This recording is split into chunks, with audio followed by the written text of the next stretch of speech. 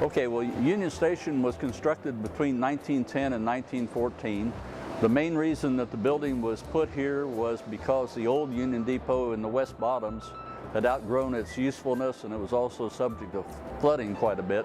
The 1903 flood really accelerated the idea of getting a new Union Station built on higher ground, and that's what brought about this building. There was a company in 1906 formed called the Kansas City Terminal Railway, and that was a consortium of the 12 major railroads that provided passenger service to what would become the new Union Station. The Kansas City Terminal Railway owned, operated, maintained, and built this building between 1910 and 14. It is currently, outside of Grand Central in New York City, the second largest train station building in the United States. When it was built in 1914, it was the third largest station in the United States, next to Grand Central and Penn Station, both in New York City.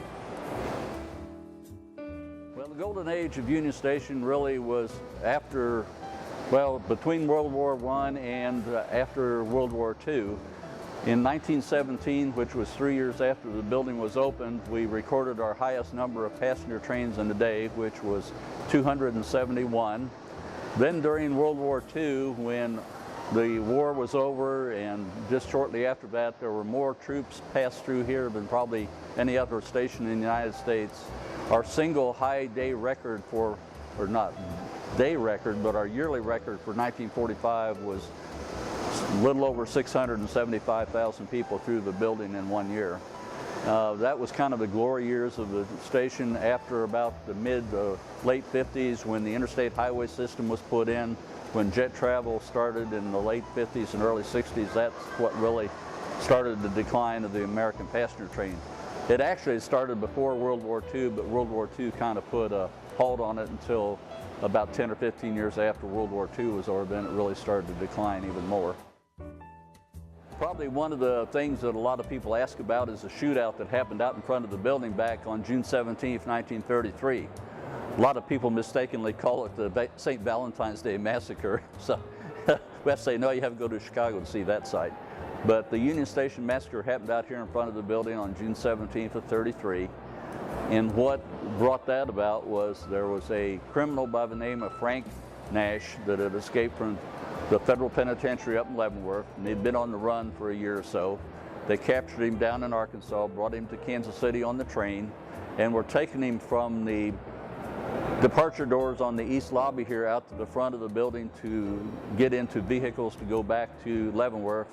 And some people out in the parking lot were not too happy with that idea. Some of the gang members that possibly might have been linked to Pretty Boy Floyd and some others, and they had a big shootout out here and ended up killing both Nash and 4 law enforcement officers, one of which was an FBI agent, one was a local policeman, and there were a couple other law enforcement officers besides that.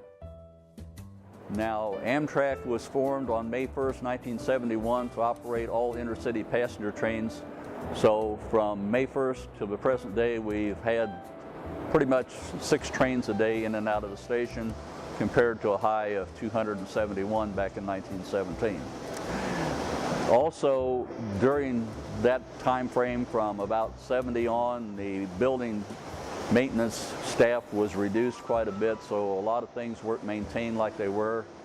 The building got in such bad shape, and because Amtrak had to pay most of the cost of keeping the building up because there weren't that many tenants left in the building, in 1983 they built an inflatable tent to my left, and that was their ticket office from 1983 to 1985.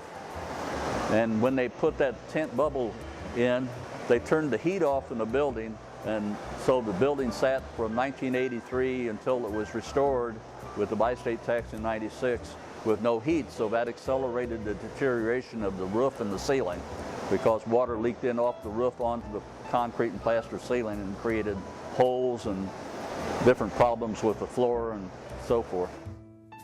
On November 5th of 1996, there was a bi-state tax passed.